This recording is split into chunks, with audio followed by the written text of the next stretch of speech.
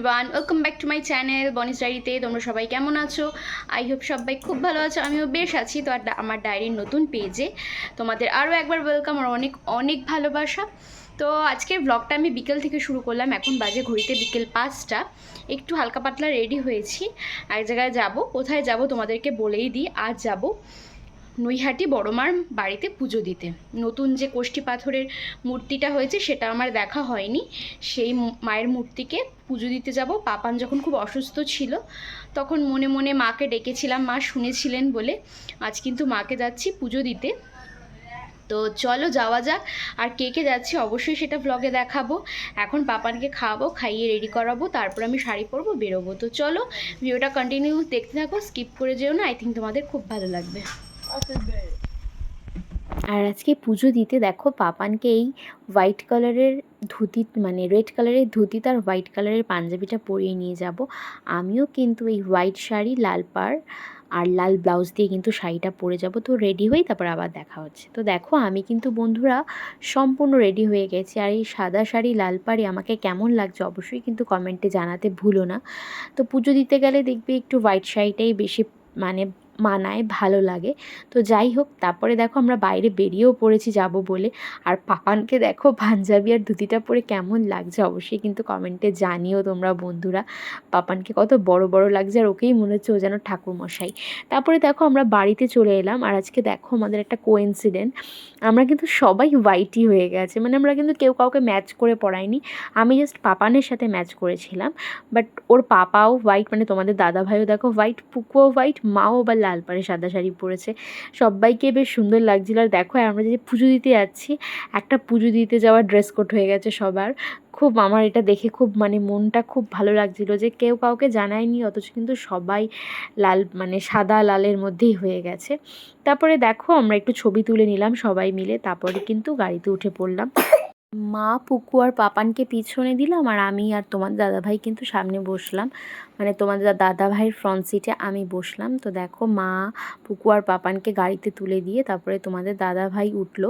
তারপরে কিন্তু আমি গাড়িতে উঠে পড়বো আর বেরিয়ে পড়বো। কারণ দেখো বিকেল বিকেলই বেরোলাম, কিন্তু পৌঁছতে পৌঁছতে প্রায় সন্ধেই হয়ে যাবে। কারণ নৈহাটি যেতে না 4 চাকা নিয়ে একটু জ্যামে পড়া হয়, মানে এর জন্য কিন্তু একটু লেটই হয়। বাইকে হলে কিন্তু তাড়াতাড়ি হয়ে যায়। তো দেখো আমরা কিন্তু গাড়িতে স্টার্ট দিয়ে ঠাকুরের নাম করে বেরিয়েই পড়লাম। আর আজকে আমার মনটা খুব এক্সাইটেড, কারণ কোষ্ঠী পাথরের মূর্তিটা না সবাই দেখেছে, শুধু আমিই দেখিনি নিজে চোখে। তারপরে দেখো ঠাকুর পুজো দিতে যাব, তার জন্য কিন্তু মিষ্টির দোকানে চলে এলাম।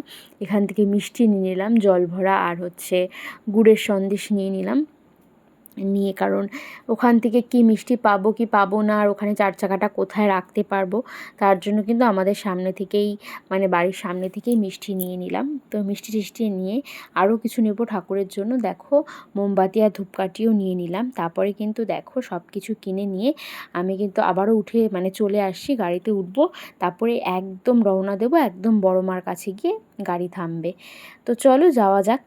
দেখো বিকেল বিকেল বেরোতে বেরোতেই বললাম না, দেখো নৈহাটি কিন্তু এখনও ঢুকতেও পারিনি। দেখো পুরো সন্ধে হয়ে গেছে, কিন্তু এই রাস্তায় একটু জ্যাম হয় না, তার জন্য কিন্তু দেখবে বড় গাড়ি নিয়ে বেরোনোও হয় না। তো দেখো গাড়িটা তো ওই রাস্তায় ঢুকতে দিল না, বড়মার মন্দিরের রাস্তায়। তার জন্য গাড়িটা কিন্তু আমাদের অনেকটাই দূরে রাখতে হলো। আমরা স্বপ্নবীথি পার্কের সামনে গাড়িটা পার্ক করলাম, পার্কিংয়ের টিকিট কাটলাম, কেটে নিয়ে এবার পাপানকে জুতো পরিয়ে নিয়ে যাচ্ছে। ওর পাপা গাড়ির ছাদে তুলে দিয়ে ওকে জুতো পরাচ্ছে। তো দেখো আমরা হাঁটতে হাঁটতে কিন্তু স্বপ্নবীথি পার্ক থেকে মানে ফেরিঘাটের দিকে যাচ্ছি, মানে বড়মার যে নতুন মন্দিরটা যেখানে স্থাপিত হয়েছে সেখানে এলাম। তো ওই দেখো বড়মার মন্দিরের কত বড় লাইন, আমরাও কিন্তু লাইনে দাঁড়িয়ে পড়লাম। প্রচণ্ড ভিড় ছিল। এই যে রাজলক্ষ্মী বস্ত্রালয়ের এই আর একটু এগিয়ে গেলেই দেখো বড়মার মায়ের মন্দির। তো এই মন্দিরটার ভেতরে কিন্তু দেখো আমরা ঢুকেও পড়েছি, আর চুপ করে একটু ক্যামেরা করে নিয়েছি। ক্যামেরা এখানে নট অ্যালাউড ছিল, শুধু মায়ের দর্শন করে মায়ের ছবি তুলতে পারবে, যেটা কিন্তু আগেও অ্যালাউ ছিল না, কিন্তু এখন মায়ের ছবি তুলতে দেয়। তারপরে একটা কাণ্ড ঘটেছে দেখো, পুকু না যখন যাচ্ছিলাম তখন ও তো জানোই তো গাড়ি চড়তে পারে না, তার জন্য বমি করে ফেলেছিল। তার জন্য দেখো আমরা আবার পুকুর জন্য এই প্যান্টটা কিনলাম, কিনে ওর ড্রেসটা চেঞ্জ করলাম। মানে বমি করে গায়ে বমি করেছিল, কিন্তু ওপরের ড্রেসটা ভেজেনি, প্যান্টটা কিন্তু একদম ভিজে গেছিলো। ও না একদম গাড়ি চড়তে পারে না, ওর একটু একটু ভমিটিংয়ের সমস্যা আছে তো, তাই খুব কষ্ট হয় ওর। যাই হোক, বমি করে ফেলেছে, তাই জন্য একদম প্যান্টটা পুরো একদম ভিজে গেছিলো। তো দেখো বড় মাকে পুজো দিয়ে পুকুর প্যান্ট কিনেই বড় মার মন্দিরকে শেষ দর্শন করে কিন্তু আমরা বেরিয়ে পড়লাম। তো এখন বাড়ি যাচ্ছি না, আমরা একটু ফেরিঘাটের দিকে যাচ্ছি, একটু গঙ্গার ঘাটের হাওয়া খাবো, একটু গঙ্গার জল মাথায় নেব, তারপরে কিন্তু বাড়ি যাব। যেতে যেতে দেখো রাস্তায় এই কুলফিগুলো দেখলাম, আর যা অসহ্য গরম পড়েছে, গরম লাগছিল, তার জন্য দেখো কিন্তু এই কুলফিগুলো দেখে দাঁড়িয়ে পড়লাম। অনেক দিন এই কুলফিগুলো টেস্ট করা হয় না, টেস্টও ভুলে গেছি কেমন খেতে। তো তারপরে ইচ্ছে হলো কুলফি খাবো, তাই সবাইকে জিজ্ঞেস করলাম, সবাই বললো হ্যাঁ খাবো, কারণ এত গরম লাগছিল না তখন কুলফি খেতে অ্যাকচুয়ালি ইচ্ছাও করছিল। তো দেখো এখানে কুলফিগুলো খেতে কিনতে চলে এলাম। আর ওই পিছনের যে বয়স্ক লোকটা, উনি না ইনি বলছিল একটু বড় মার পুজোর প্রসাদ দিতে, তার জন্য দেখো আমি ব্যাগ থেকে বার করে, মা বললো ওনাকে একটু প্রসাদ দে, তো আমি একটু প্রসাদ দিয়ে নিলাম। তাই আমি এটা আর ক্যামেরা করিনি, কারণ দেখানোর কিছু নেই, তাই করিনি। তো দেখো ফাইনালি কুলফিগুলো কিন্তু আমাদের হাতে দিয়ে দিচ্ছে এক এক করে। প্রথমে তো আমি পুকুকে দিয়ে দিলাম, কারণ পুকু খুব এক্সাইটেড ছিল এই কুলফিটা খাওয়ার জন্য। আর কুলফিগুলো না ভীষণ এতটাই গরম ছিল যে ভালো করে জমেনি, তাই জিজ্ঞেস করছিলাম বলে বলছে সকাল থেকে তো বিক্রি করছি দিদিমণি, তার জন্য কিন্তু ভালোভাবে জমতে পারছে না, কারণ বারবার খুলছি বন্ধ করছি, আর সারাদিন যা রোদের তাপ। আর আমাকে দেখো বন্ধুরা, ঘেমে নিয়ে কিন্তু আমি একসার, এতটাই গরম লাগছিল যে কি বলবো, কিছু বলার বিষয় নেই। তো দেখো কুলফিগুলো ফাইনালি পেয়ে গেছি, আমিও কিন্তু টেস্ট করে নিলাম। ঠান্ডা গরমের মধ্যে একটু ঠান্ডা ঠান্ডা গলায় গেলে কিন্তু ভীষণই ভালো লাগে। আর পুকু এদিকে দেখো কি টেস্ট করে কুলফিটা খাচ্ছে। আর সবাই কিন্তু কুলফি খেতে ব্যস্ত, সাথে আমিও খেলাম। তারপরে চলে এলাম দেখো আমাদের নৈহাটি ফেরিঘাটে, যেখানে কিন্তু প্রচুর মানুষ আসে, সন্ধেবেলাটা প্রচুর মানুষের এখানে সমাগম হয়, প্রচুর মানুষ সময় কাটাতে, এই গঙ্গার ফুরফুরে হাওয়া খেতে, মাইন্ড ফ্রেশ করতে কিন্তু প্রচুর মানুষ আসে। তো আমিও দেখো প্রায় দৌড়ে দৌড়েই গঙ্গার ঘাটের দিকে চলে গেলাম। আর এই যে গঙ্গার ফেরিঘাটের এখান থেকে লঞ্চ ঘাট, এখান থেকে সবাই নৌকো করে লঞ্চ করে কিন্তু ওপার যায়, আমাদের এইখানে পার হলেই কিন্তু ওপার হুগলি চুঁচুড়া। তো দেখো আমি কিন্তু দৌড়ে দৌড়ে সবার আগে যাচ্ছি গঙ্গার ঘাটে। আমার গঙ্গার ঘাট যে এত একটা প্রিয় জায়গা, আমার এত ভালো লাগে গঙ্গার ঘাটের হাওয়া। তো দেখো একটা কিন্তু লঞ্চ কিন্তু আমাদের এপারে ঢুকছে, নৈহাটি ঘাটে ঢুকছে, ওপার থেকে আসছে। তো তোমাদের সাথে সেটা শেয়ার করে দিলাম।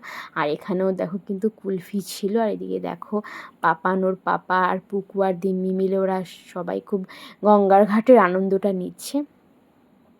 তারপরে এখানে দেখলাম একটা লোক অনেক কিছু সোনার মতো চকচকে নিয়ে কি বসেছে, তাই দেখতে এসে এখানে দেখলাম এখানে হচ্ছে বিভিন্ন রকমের আংটি, আর পার পিস 10 টাকা। তো পুকু বায়না করছিল মিমি আমি আংটি পরবো, আমি বললাম চল তাহলে নেওয়াই যাক। তো পুকুও একটা আংটি নিল, আমিও একটা আংটি নিলাম। খুব একটা ভালো কোয়ালিটি ছিল না, 10 টাকায় কি দেবে। তো যাই হোক, তাই আংটিগুলো কিন্তু ওই দেখো পুকুর হাতে কতটা মানিয়েছে আংটিটা, আমিও সেমই এরম একটা নিয়েছি, আমারটা আর দেখালাম না। তারপরে দেখো মার, আমি আর পাপান এখানে দাঁড়িয়ে গঙ্গার ঘাটের হাওয়া খাচ্ছিলাম। ওইদিকে পুকু ওর মিমোর সাথে গেছিলো পাপড়ি চাট আনতে। ওই দেখো পাপড়ি চাট নিয়ে এসছে একদম বাজে। তারপরে যাওয়ার পথেই চোখে পড়লো চকচক করছে রুপোলি মাছগুলো, ইলিশ ইলিশ বলে বলছিল। তাই দেখো তোমাদের দাদাভাই কিন্তু ভালো লাগছে বলে সব মাছগুলো একটু পেট চেক করে একটা কিন্তু ইলিশ মাছ আর লোভ সামলাতে না পেরে কিন্তু আমরা তুলেই নিলাম। তো দেখো ফাইনালি এই ইলিশ মাছটা তোমাদের দাদাভাইয়ের পছন্দ হলো। তারপরে উনি কিন্তু মাছটা আমাদেরকে আঁশ ছাড়িয়ে কেটেও দিল। আর আমাকে উনি বলছিল আবার ক্যামেরা করছেন, আমি বলছি না কোনো প্রবলেম আছে, ক্যামেরা তাহলে করবো না। তো যাই হোক, আমাদের মাছ কেনা হয়ে গেল। তারপরে কিন্তু আমরা এবার গাড়ির দিকে যাচ্ছি, গাড়িতে উঠে বাড়ি যাব, কারণ প্রচণ্ড গরম লাগছিল আজকে, এতটাই গরম লাগছিল। আর পাপান দেখছো, পাপানকে হাঁটতে চায়, অথচ যেই রাস্তায় নামাবো ও এদিক সেদিক ছুটে ছুটে পালাবে। আর আমার পাপানকে দেখো কেমন লাগছে, মনে হচ্ছে যেন ঠাকুরমশাই পুজো দিয়ে বাড়ি ফিরছে। তো বড় মার মন্দিরে গিয়ে কিন্তু বড় মার পাপানকে আমি বড় মার আশীর্বাদ নিয়েছি। আবার বড় মার একটা পুজো করা ফল ফুল কিন্তু ওকে দিয়েছে ঠাকুরমশাই। তো যাই হোক, ওর জন্যই এখানে আসা, ওর জন্যই মা আমাদেরকে আজকে এখানে টেনে নিয়ে এসছে, নয়তো এই কষ্টি পাথরের মূর্তি এত কাছে, সব দূর দূরান্ত থেকে মানুষ এসে দেখেছে, কিন্তু আমাদের দেখা হয়নি। তো যাই হোক, বাড়িতে আসার সময় ফুচকা নিয়ে এসেছিলাম। তো দেখো আমি ফুচকাটা ঢেলে পাপানকে আগে খাইয়ে দাইয়ে নিয়েছি, টক জলটা ঢেলে ফুচকা বানিয়ে নিলাম। এবার সবাই মিলে ফুচকা খাবো। তো আজকের ব্লগটা এই পর্যন্তই শ্যুট করেছি। তো এখন আমি বিদায় নিচ্ছি বন্ধুরা, আবার দেখা হবে ডায়েরির কোনো নতুন পেজে, নেক্সট কোনো নতুন ব্লগে। ততক্ষণের জন্য সবাই সুস্থ থেকো, ভালো থেকো, আর ওয়েট করো। আর যারা আমার চ্যানেলটাকে এখনও সাবস্ক্রাইব করেনি, please please please do subscribe করে আমার পাশে থেকো। তো আজকের মতো টাটা, গুড নাইট, শুভরাত্রি। দেখো পুকু আর আমার ফুচকা খাওয়া, আর ফুচকা খেতে বন্ধুরা কিন্তু অনেকটা বড়ই হা করতে হয়, যার জন্য কিন্তু দেখতে ভালো লাগে না। আমি তোমার দাদাভাইকে না করছিলাম, বাট তাও দেখো আমার ফুচকা